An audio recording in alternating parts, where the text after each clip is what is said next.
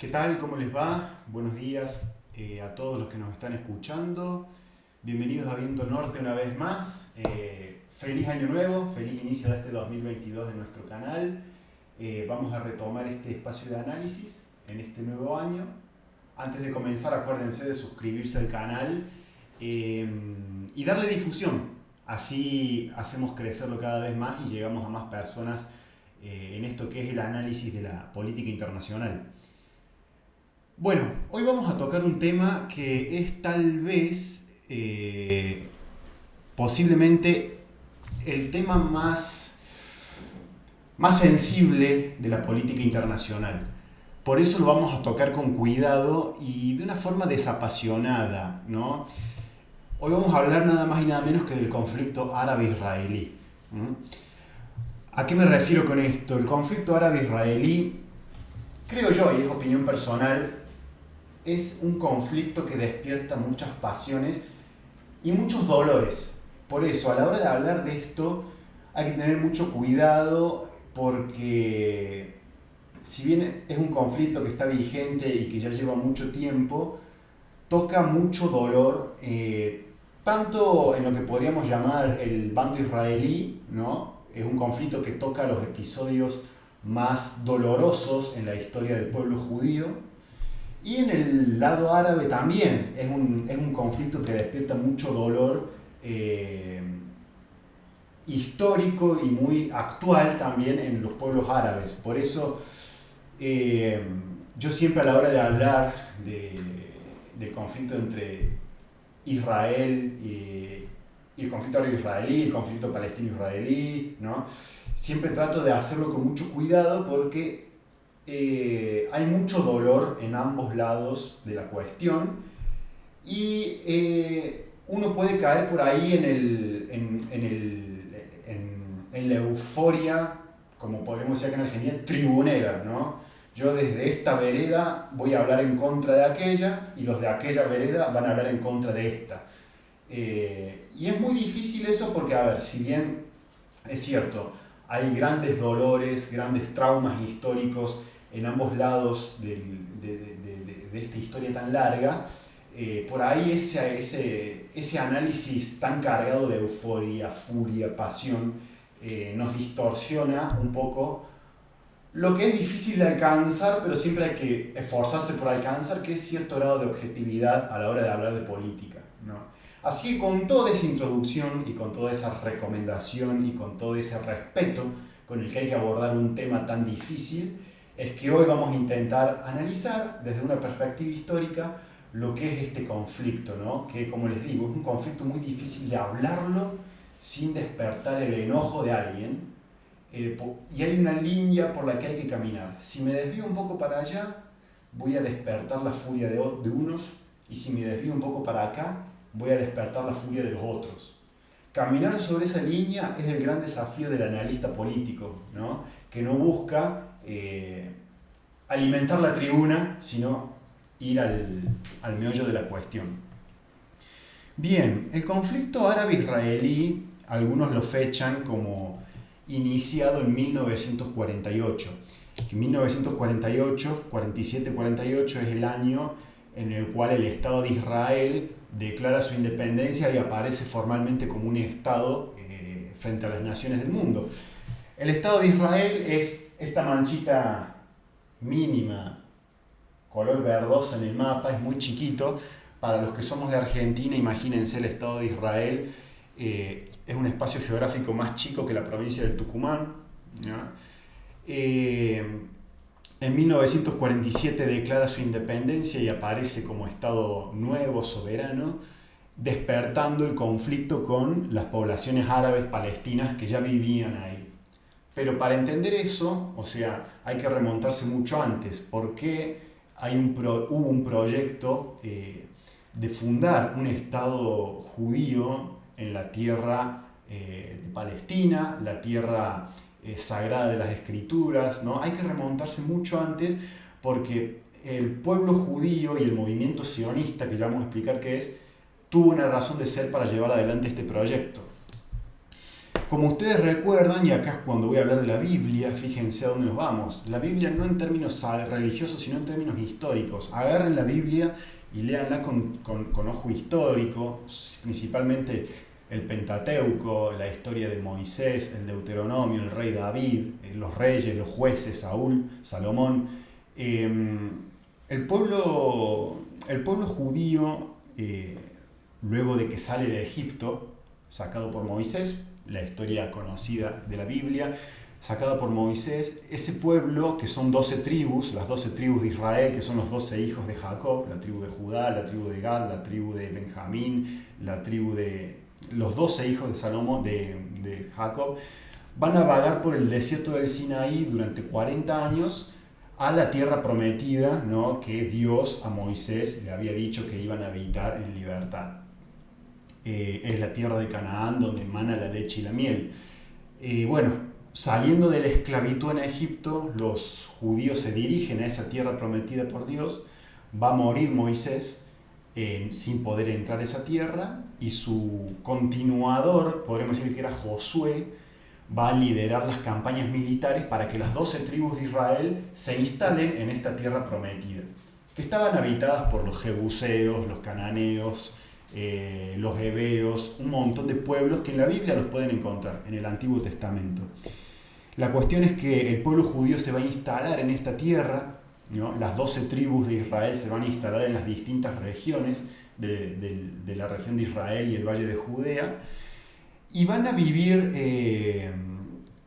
podríamos decirle, de una forma descentralizada. Las 12 tribus de Israel, que son descendientes de los 12 hijos de Jacob, van a vivir comandados por jueces, ¿no? Que eso es la parte de la Biblia que ustedes pueden leer, el libro de los jueces, ¿no?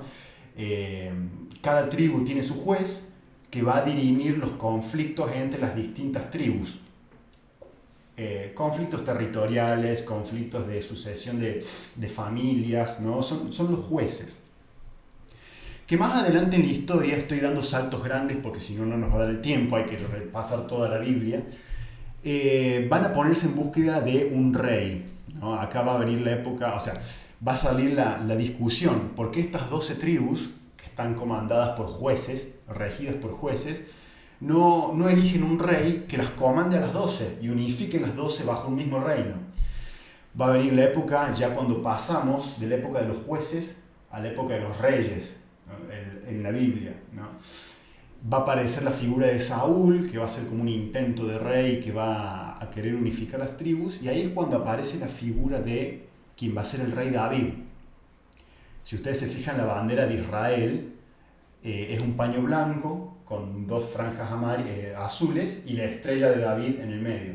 Bueno, ¿quién fue el rey David? Fue este primer rey de Israel, ungido por Dios, por Yahvé, para comandar a las 12 tribus unificadas bajo un mismo reino. Al final fueron 2 reinos, el reino de Israel y el reino de Judea. Bueno, seguimos avanzando en el tiempo. Este reino de Israel va a preservarse en el tiempo. Van a venir 2 exilios, primero el de Nabucodonosor en Babilonia, la primera destrucción de Israel. Recordemos que el hijo de David, Salomón, va a construir el templo de Salomón, va a ser destruido por los babilonios. Los judíos se van a exiliar a Babilonia. De la mano de Nehemías van a volver a Jerusalén, van a refundar, van a recuperar su ciudad y van a reconstruir el templo de Salomón. Y después, bueno, este reino de Judea, de Israel, Judea restaurado, va a tener diversos pueblos que la van a dominar. Van a venir, bueno, entre ellos los más famosos son los Seleucidas, que son estos griegos helenistas, que después de la invasión de Alejandro Magno de todo el oriente, Seleuco va a ser el encargado de gobernar la tierra de Israel, Judea, y va a venir la rebelión de los macabeos, se van a sacar a los griegos de encima a los judíos, van a ocurrir un montón de cosas hasta que vamos a llegar a la dominación que nos interesa, que es la dominación romana. Va a venir el Imperio Romano, uno de los tantos imperios que van a ocupar la zona de Israel, Judea. Fíjense, acuérdense que el Imperio Romano dominó todo el Mediterráneo.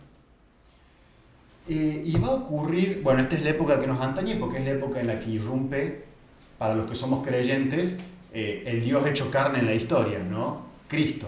Aparece la figura de Jesucristo en la historia, en esta historia. La dominación romana va a llegar como una especie de acuerdo con los judíos, ¿no? Roma divide su imperio en distintas provincias administrativas, por decirlo de alguna forma. La región de Francia, la actual Francia, era la provincia de Galia. La región de Túnez y Argelia era la provincia de Cartagena. Siria era Asiria. La región de Bulgaria y el norte de Grecia era Tracia. España era Hispania, ¿no? Y la zona de Israel, Judea, los romanos van a crear una provincia que se llama la provincia de Palestina. Ahí aparece la palabra Palestina. Palestina viene de Falestín, que son los filisteos, un pueblo que vive en lo que hoy sería la Franja de Gaza, vivía, y ahí era Goliat el que luchó contra David, que fue un pueblo muy enemigo de los judíos durante toda su historia. Esto es importante porque acá aparece la palabra Palestina como organización política, ¿no? Es una provincia administrativa del Imperio Romano. La zona de Israel, Judea, pasa a ser dominada por los romanos y pasa a ser construida la provincia de Palestina. Obviamente los judíos, un pueblo muy rebelde, muy difícil de dominar. Judas Macabeo, Yehudá Macabí, en el pasado, llevó adelante la rebelión con la cual se sacaron de encima a la dominación de los griegos, ¿no? O sea, es un pueblo rebelde que lucha por sacarse de encima a quienes lo quieren dominar. Entonces, para evitar este conflicto, los romanos, muy astutos, muy hábiles, políticos muy hábiles, es como que van a dividir el poder, ¿no? Roma se hace cargo del poder militar y de la recaudación de impuestos. O sea, acuérdense de la Sagrada Escritura, al César lo que es de César, ¿no? El impuesto al César. Y la única organización militar autorizada para obrar en Palestina es el ejército romano, las legiones romanas, y le van a permitir a los judíos conservar su autoridad política y religiosa. La figura del rey Herodes. ¿Cómo puede ser que en un país dominado por los romanos los judíos conserven su rey y conserven su autoridad religiosa, ¿no? Los sumos sacerdotes? Porque los romanos descubrieron que permitiéndole a los judíos conservar su autoridad religiosa, sus autoridades sagradas, el culto en el templo de Salomón, iban a evitar que el pueblo judío se rebele. Pero el acuerdo es mutuo, Roma domina la región. Va a ocurrir un suceso histórico importantísimo en esta historia que nos interesa, que es en el año 70, después de Cristo. Va a ocurrir un evento histórico que es, la destrucción de Jerusalén y del templo de Salomón en manos de los romanos. El general Vespasiano y el general Tito, que era podemos decir, el cónsul de esta región, ante los comportamientos rebeldes de los celotes, que eran los judíos que luchaban por la independencia, van a tomar la decisión de rodear Jerusalén. Y la rebelión de Bar Kokhba, un líder judío importantísimo. Rodear Jerusalén, se va a dar el cerco abierto de Vespasiano, se va a rodear Jerusalén, pero se va a dejar abierta la ciudad para que huyan los judíos. Y después va a haber un segundo cerco, que es el cerco de Tito, que fue cerrado. Se destruyó la ciudad de Jerusalén, se destruyó el templo de Salomón por segunda vez, y se va a dar un suceso de exterminio casi total del Imperio Romano contra los judíos residentes en Israel, Judea. Como pueden verse, se rompió el pacto político entre Roma y, podríamos decir, la autoridad política religiosa de Judea, ¿no? El binomio César-Herodes se rompió porque hubo judíos, los celotes, que quisieron romper con eso y luchar por su independencia y expulsar a Roma. Los romanos dijeron hasta acá llegamos y destruyeron todo. ¿Por qué nos interesa este año, el año 70 después de Cristo? Porque marca la destrucción del templo de Israel y el inicio de lo que se llamó la diáspora, palabra importantísima. ¿Qué es la diáspora? La dispersión del pueblo judío por todo el mundo. los judíos se desparramaron por todo el mundo conocido, se instalaron en lo que es el territorio español, actual territorio español, en actual territorio ruso, en el norte de África, ¿no?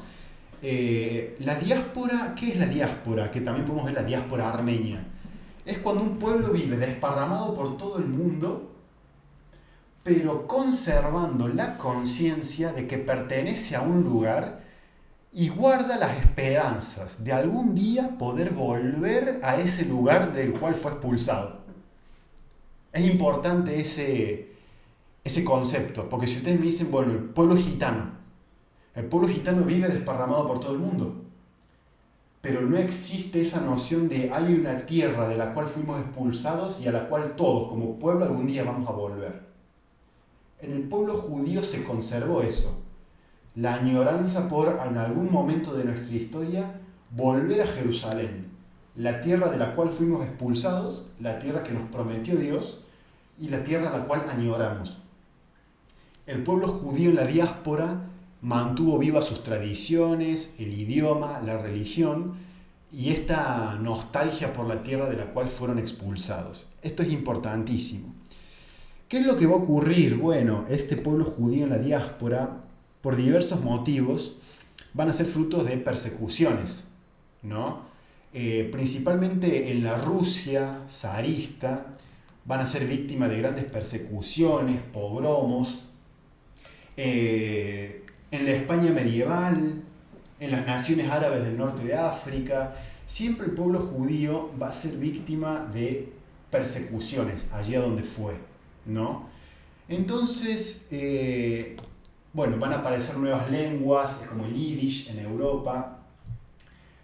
A lo que yo quiero que vayamos es, va a haber una diáspora, el pueblo judío desparramado por el mundo, una conciencia de que fuimos expulsados de Jerusalén y que algún día vamos a volver, y a cada lugar al que fuimos perseguidos. Los pogromos en Rusia, las inquisiciones, también los pogromos en el norte de África, ¿no? Las expulsiones. Pogromo es un término ruso que es como asaltar a la colectividad, ¿no? Ir hacia donde está la colectividad judía y atacarla, ¿no? Entonces, con el paso del tiempo, va a aparecer una línea de pensamiento dentro de ciertas personalidades judías, que es lo que nos interesa a nosotros. Por otro lado, una vez que el pueblo judío es expulsado de Judea, más adelante, esa región va a ser poblada ¿por quiénes? Por los musulmanes. Entonces, fíjense, hay un pueblo que fue expulsado y nuevas poblaciones que van a instalarse en esa región.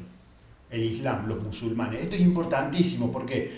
Porque cuando el judaísmo empiece a volver en masa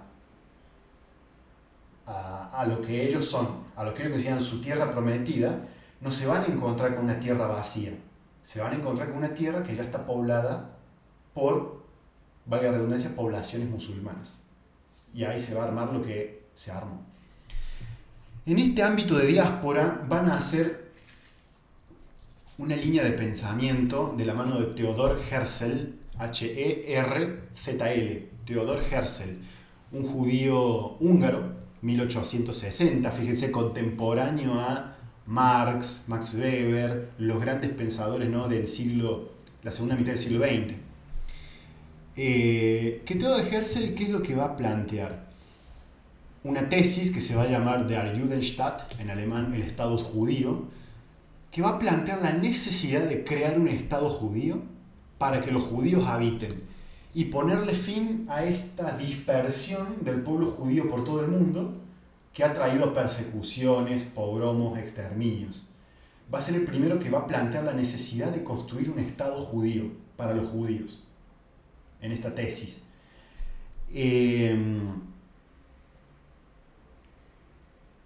Se van a plantear diversas posibilidades geográficas para la construcción de este Estado judío. Se habló de Uganda, ¿no? El plan Uganda, que el plan Uganda lo que decía, bueno, se dan las condiciones para fomentar la inmigración masiva de judíos a esa región y construir un Estado. Se habló del extremo oriental de Siberia, De hecho, en Rusia actualmente hay un oblast, una provincia que se llama Oblast Hebreo, donde también se pensó llevar ahí un Estado judío. Se hablaba de ciertas regiones de Sudamérica, pero terminó ganando la tesis de que lo más apropiado sería que el pueblo judío tenga un Estado propio en la tierra histórica de Israel Judea, ¿no? O sea, la tierra de Jerusalén. Y acá es lo que nos interesa porque Jerusalén está fundada sobre la colina de Sión. Si ustedes leen los salmos de la Biblia, llora por ti, Sión, ¿no? Sión, la gran Sión. Sión es la colina donde está la ciudad de Jerusalén. Y van a hacer un movimiento político intelectual que se va a llamar el sionismo. ¿Qué es el sionismo? Esta corriente de pensamiento que fundó Herzl, que dice que el pueblo judío debe regresar a la tierra de Sión para ponerle fin a esta diáspora que solamente le trajo persecución, desarraigo, muerte. Esta tesis de Herzl se va a empezar a hacer famosa en la población de la diáspora, en los judíos que viven en Estados Unidos, que viven en Alemania, que viven en la Rusia zarista, que viven dispersos por el mundo, ¿no? Y va a empezar una movida política y económica internacional para hacer realidad este proyecto. Judíos ricos y judíos pobres van a abrazar el sionismo. Los judíos ricos que lograron encontrar su mecanismo de supervivencia dedicándose a las finanzas, van a decir: yo estoy dispuesto a financiar la creación de un Estado judío. Y los judíos pobres, desparramados por el mundo dedicándose a la joyería, a actividades de subsistencia, yo estaría dispuesto a emigrar a un Estado judío. Entonces se van a acoplar estas dos corrientes en un esfuerzo común. Los ricos estamos dispuestos a financiar la creación de un Estado judío, y los que no somos ricos pero estamos viviendo el día a día de la joyería, del comercio en países que nos consideran extranjeros, estamos dispuestos a emigrar a un Estado judío. Entonces va a ocurrir en 1917 la Declaración de Balfour, que es un lord inglés, fíjense, una persona muy pudiente y muy poderosa, que va a decir que hay que construir un Estado judío en la tierra de Israel Judea, protectorado británico de Palestina.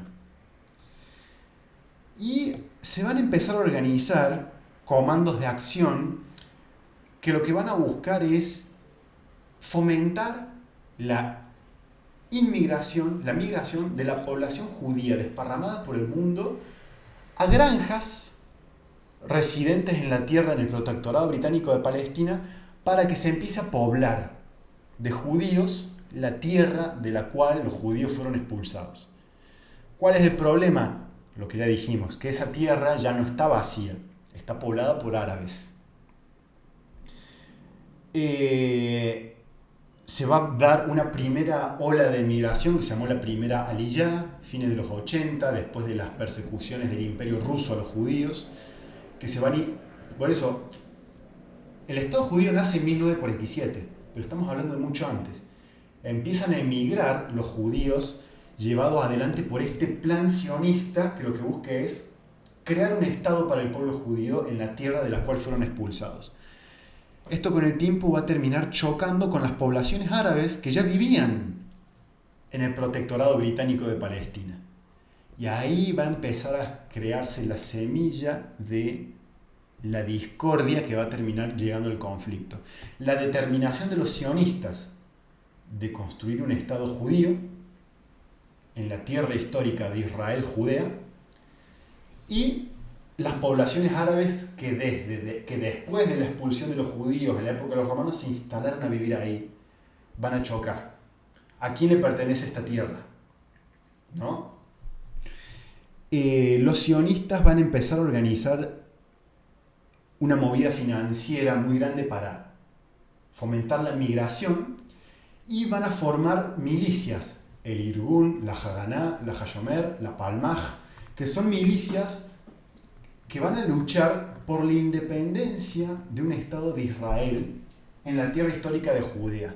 ¿Contra quién van a luchar? Contra el protectorado británico de Palestina, contra la autoridad británica. La autoridad británica Recuerden, había conquistado esta región después de haber derrotado a los turcos en la Primera Guerra Mundial. Va a empezar entonces un conflicto latente donde estas milicias sionistas, donde van a participar personajes que después van a ser primeros ministros de Israel o ministros de defensa, Moshe Dayan, Yitzhak Rabin, Shimon Peres, el mismo Ariel Sharon, van a luchar por la formación de un Estado. Va a llegar la Segunda Guerra Mundial, coyuntura importantísima para Inglaterra, que era la dueña del protectorado de Palestina, y para el pueblo judío. Recuerden que en la Segunda Guerra Mundial los nazis exterminaron a 1/3 de la población judía mundial.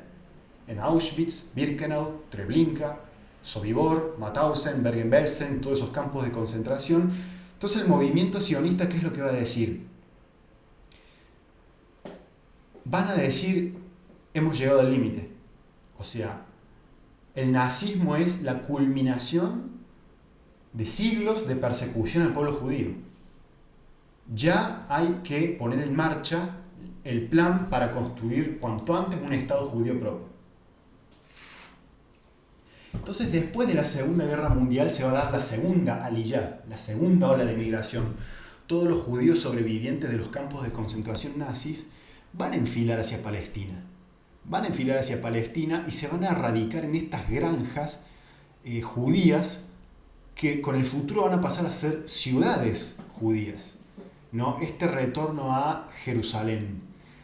Y con estas milicias organizadas para luchar por la independencia de un Estado judío, van a empezar ya, con mucha más intransigencia que antes, a luchar, valga la redundancia, contra la autoridad británica, que no quería que los judíos sobrevivientes de los campos de concentración vayan a Palestina, los retenían en Chipre, y contra las poblaciones árabes, que se empezaban a oponer a la emigración masiva de judíos a estas tierras. Cuestión, los judíos se van a organizar en un ejército, en términos británicos, ilegal, y van a empezar a luchar por su independencia. Los británicos se van a oponer, se va a ir a la lucha armada, y acá va a empezar el conflicto. Estas milicias sionistas, Irgun, Haganah, Palmaj, que luchaban contra los británicos, van a empezar a desplazar a poblaciones palestinas, árabes, para fundar aldeas judías. Y acá empieza el conflicto árabe-israelí. Acá es donde empieza. La ONU va a intervenir en una de sus primeras misiones como acuérdense que la Segunda Guerra Mundial termina en 1945. Y ahí se funda la ONU con el objetivo de evitar que vuelva a pasar. La ONU va a debutar en la arena internacional con 2 conflictos, el hindú-pakistaní en Cachemira y el árabe-israelí. La ONU en 1947 va a proponer un plan de partición para que haya un Estado judío y un Estado árabe, y que la ciudad de Jerusalén, que es sagrada para los judíos, pero que también es sagrada para los musulmanes, porque desde ahí Mahoma ascendió al cielo, ¿no? Para evitar problemas, la ciudad de Jerusalén no iba a estar en manos ni de los judíos ni de los árabes, iba a estar en manos de la ONU. El pueblo judío, la autoridad israelí acepta los términos, el rey de Jordania árabe lo rechaza. Y acá estalla en 1947 la primera guerra árabe-israelí entre el protoestado israelí y el reino de Jordania, que si ustedes se fijan está al este de Israel. Israel, que con todos sus contactos en el mundo europeo de posguerra, va a lograr construir un ejército, un protoejército, el Tzahal, con toda la chatarra que había sobrado de la Segunda Guerra Mundial. Aviones alemanes, tanques británicos, tanques norteamericanos, vehículos soviéticos, todo lo que sobró de la Segunda Guerra Mundial, las agencias de inteligencia israelíes anteriores al Mossad lograron que eso se fuese llevando a Israel. Y con ese armamento muy chatarra, podríamos decirle, más personal militar que había sido veterano en la Segunda Guerra Mundial, partisanos judíos que habían luchado contra los nazis, soldados judíos que habían prestado servicio en el Ejército Rojo, pilotos de la Fuerza Aérea Británica que eran judíos, ¿no? Lograron crear un ejército para luchar contra Jordania y ganaron la Primera Guerra Árabe-Israelí. Y declararon en 1948 la independencia del Estado de Israel, que cumplió 70 años en 2018. ¿Qué va a pasar? Los países árabes no van a reconocer esto y van a empezar una serie de guerras árabes e israelíes. Los árabes contra el Estado de Israel nuevo. ¿Cuál es la razón moral de la discusión? Nosotros los judíos vamos a recuperar la tierra de la cual fuimos expulsados y de la cual no vamos a permitir nunca más que nos echen. Y los árabes van a arguir que esto se trata de una invasión de una potencia colonial extranjera que está expulsando a los palestinos árabes de sus tierras. ¿No? Es cierto lo uno y es cierto lo otro. Ahí está la cuestión. Si ustedes me dicen, los árabes tenían razón, los judíos estaban invadiendo, si yo no sé el trasfondo que hay detrás de la decisión de los judíos en volver a Israel, peco de simplista. Si yo digo el sionismo tenía razón y los árabes están equivocados, también peco de simplista. Se desplazaron poblaciones árabes y se las expulsó de sus hogares. O sea, si ustedes me dicen quién tiene razón, no lo sé. Que el argumento de los árabes es cierto en el sentido de que se están expulsando poblaciones árabes de sus hogares, es cierto. El argumento de los sionistas de que 2000 años de persecución más el nazismo, no vamos a querer que nos pase eso de vuelta, tenemos que recuperar nuestra tierra, también es cierto. Es un choque de voluntades que tienen mucho dolor la una detrás de la otra. Bien, 1947, la guerra, la independencia. El Estado de Israel va a empezar su formación. Van a inmigrar poblaciones judías con este ideal sionista de crear un Estado judío. Se van a construir lo que se llaman los kibbutz y las moshab, que son unas granjas colectivas en el territorio que se busca colonizar para poblar, ¿no? La Argentina tuvo un fenómeno similar cuando se trató de fomentar la inmigración para poblar la Patagonia, crear granjas en la cuenca del río Chubut para que los galeses vengan,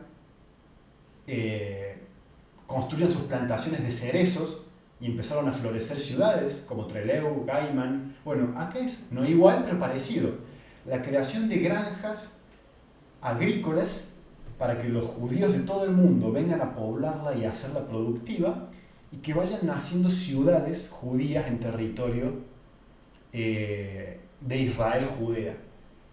Los árabes se van a enojar porque para eso se están expulsando a poblaciones palestinas de la región. Bueno, la determinación sionista por construir este Estado se va a mantener en el tiempo, los árabes no van a reconocer al Estado de Israel y el Estado de Israel se va a mantener muy solo durante mucho tiempo en este esfuerzo, sostenido por la organización sionista en el mundo. Los sionistas que están desparramados por todo el mundo van a donar dinero para fomentar esto y sostener el Estado de Israel, pero se va a dar cuenta la autoridad israelí que va a estar muy sola en el mundo.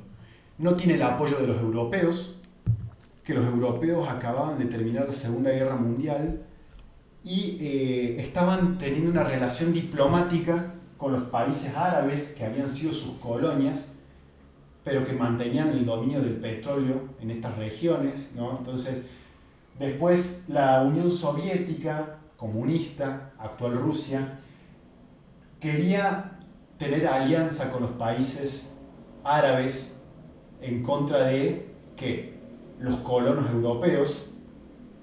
Entonces, en esta dinámica internacional, los Estados Unidos tampoco sabían qué quería Israel en este mundo bipolar. los comunistas con la Unión Soviética y las democracias liberales con los Estados Unidos. ¿Qué es Israel? Israel está con... O sea, los árabes que luchaban contra los ingleses, los franceses para independizarse, estaban con la Unión Soviética, ¿no? Entonces, este Estado judío, ¿a quién responde? ¿A la Unión Soviética? El Estado judío se pobló en su 60% con judíos rusos. De hecho, el idioma ruso es muy hablado en Israel. Y su organización agrícola israelí era muy parecida a la organización agrícola de los kibbutz, agrícolas soviéticos. ¿Quién es este Estado de Israel? ¿Es un Estado pro-soviético, pro-norteamericano? Estas dudas lo mantuvieron muy solo Israel durante el tiempo. Bien, lo mantuvieron muy solo al Estado de Israel, como veníamos diciendo. O sea, después de su independencia y de haber ganado la primera guerra árabe-israelí con armamento viejísimo, chatarra, pero con personal muy decidido, el Estado de Israel va a empezar a construir su Estado solo, muy solo. ¿Cuándo va a haberlo? O sea, Estados Unidos, disculpen, Israel va a necesitar con urgencia un aliado internacional, alguien que lo apoye si quiere sobrevivir frente a Siria, Jordania, Egipto, Libia, todos esos países que no lo reconocen como Estado y buscan borrarlo del mapa, literalmente. ¿Qué es lo que va a hacer Israel? Va a encontrar una oportunidad para intervenir muy oportuna. 1900, acuérdense, en la historia, en la década del 50, va a haber un golpe de Estado en Egipto. El coronel Gamal Abdel Nasser va a derrocar al rey Farouk y va a fundar un movimiento político que se llama el panarabismo, ¿no? ¿Qué es panarabismo? La unión de todos los pueblos árabes, fíjense en la palabra panamericano, ¿no? Panarabismo, todos los pueblos árabes bajo tres banderas: el socialismo, el anticolonialismo, o sea, que Argelia se independice de los franceses, que Siria se independice de los franceses, que Egipto se independice de los ingleses, ¿no? La soberanía petrolera, que todos los países árabes adopten el socialismo secular, no religioso, expulsen a quienes lo dominan colonialmente y se apropien de su propio petróleo. Gamal Abdel Nasser va a fundar este movimiento que va a tener sus distintos matices. En Siria van a aparecer los al-Assad, en Libia va a aparecer Muammar al-Gaddafi, en Jordania va a aparecer el rey Hussein, en Irak va a aparecer Saddam Hussein en un futuro, pero este movimiento va a alinear también sus esfuerzos contra ¿quién? Contra el Estado de Israel. La lucha antisionista fue otra bandera del panarabismo, encabezado por Nasser. ¿Qué va a hacer Gamal Abdel Nasser como uno de sus primeros actos de soberanía nacional? Nacionalizar el canal de Suez, que estaba bajo dominio británico. Esto va a hacer que los británicos y su primer ministro Eden se enojen y pasen a intervenir junto con Francia militarmente el canal de Suez para recuperarlo. ¿Por qué Francia intervino también? Porque Francia estaba luchando contra los esfuerzos panarabistas en Argelia. Así que tanto los británicos como los franceses van a intervenir militarmente en el 56 en Suez para recuperar el canal. ¿Qué va a hacer Israel? Va a intervenir también. ¿Por qué? Porque Gamal Abdel Nasser va a bloquear los estrechos del Tirán, que es una vía de acceso a Israel. Pero, ¿por qué Israel va a participar en la operación militar contra Nasser en el 56? Porque está buscando darle un mensaje a los países occidentales de que hay en el Oriente Medio un país con el cual pueden contar. Estados Unidos se va a mantener neutral en esta crisis porque va a estar preocupado por la intervención soviética en Hungría en el 56. Entonces los ingleses y los franceses se van a terminar retirando del canal de Suez, o sea, va a haber un triunfo político de Gamal Abdel Nasser. Pero ¿qué es lo que identificó Francia? Francia identificó, fíjense dónde está Francia, acá. Y fíjense dónde está Israel, acá. Francia luchaba contra el panarabismo ¿en dónde? En Argelia. Entonces, para Francia, tener un aliado contra los árabes en el Mediterráneo Oriental va a pasar a ser sumamente valioso. Porque tener un aliado contra los árabes en el este le va a permitir desconcentrar el poder de los árabes de Argelia. Entonces, Francia e Israel se van a dar cuenta de que pueden trabajar en conjunto. Y acá es donde nace, podríamos decir, la modernización de las Fuerzas Armadas de Israel. Israel moderniza sus Fuerzas Armadas gracias a la cooperación con Francia, ¿no? Va a tener sus aviones Mirage, sus aviones Huracán, va a modernizar su estructura aeroespacial, los misiles Jaffir, que son los Matra franceses, ¿no? El diseño del Kafir, que es una variante del Mirage francés. O sea, esta época de cooperación entre Francia e Israel va a ser la que va a modernizar con tecnología francesa las Fuerzas Armadas de Israel. ¿Qué va a pasar en 1962?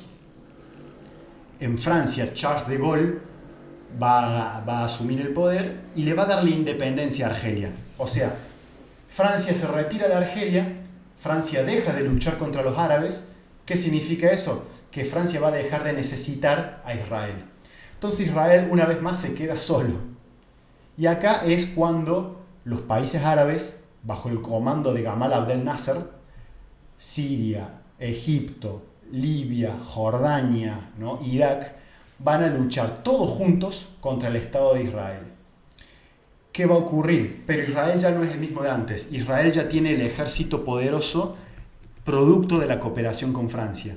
En 1967, los países árabes van a concentrar sus tropas en la frontera con Israel. Va a concentrar Siria su ejército en la frontera norte de los Altos del Golán y va a concentrar Egipto sus tropas en la frontera con el Sinaí. Sinaí, Golán. ¿Qué va a hacer Israel? Israel es un país muy pequeño. Recordemos que dijimos que es más chico que Tucumán. El Estado de Israel tiene poca capacidad de absorción, poca profundidad estratégica. Si Israel es invadido, ya probablemente no pueda dar vuelta atrás la situación. Entonces Israel, al verse rodeado por tantos enemigos, lo que va a hacer es atacar primero. Y acá fue el episodio más importante del siglo XX para la historia de Israel, que fue en el 67, junio del 67, la Guerra de los 6 días. En una operación militar sumamente veloz, de 6 días, Israel, con su superioridad aeronáutica, va a neutralizar la fuerza aérea siria y egipcia en tierra y va a lanzar un ataque que en términos de profundidad estratégica es una defensa. Va a lanzar un ataque contra el ejército sirio en el norte, el ejército egipcio en el Sinaí en el sur y el ejército jordano que a través de Cisjordania se proyectaba sobre Jerusalén. Israel, con esta maniobra veloz, va a vencer a los tres, impresionante. En 6 días Israel derrotó a sus 3 adversarios gracias a que se movió rápido y se movió primero y a la tecnología francesa. ¿Y qué es lo importante en esta guerra? Que Israel va a conquistar la península del Sinaí en el sur, va a conquistar los Altos del Golán en el norte y va a conquistar la totalidad de la ciudad de Jerusalén, que es, fíjense la profundidad religiosa que tiene este suceso. El Estado de Israel ha vuelto a Sion. El pueblo judío ha vuelto a Sion. Hemos vuelto a Israel. La Guerra de los 6 días, para los que son religiosos en la corriente sionista, tuvo ese significado. El retorno del pueblo judío al Estado de Israel. Así que bueno, hasta acá vamos a dejar por ahora. Lo que va a continuar de ahora en adelante es qué siguió después de 1967, y en una segunda parte de esta historia vamos a analizar la otra parte, la que nos lleva hasta la actualidad, ¿no? Pero vamos a dejarlo acá en 1967 con el fin de la Guerra de los 6 días. Gracias por sumarse, recuerden suscribirse al canal y recomendárselo a sus amigos. Sigan a Viento Norte y nos vemos en el próximo video, porque ahí nos vamos a arrimar a la actualidad, desde la Guerra de los 6 días hasta el día de hoy. Que tengan una buena semana y bueno, nos vemos en el próximo video. Hasta luego.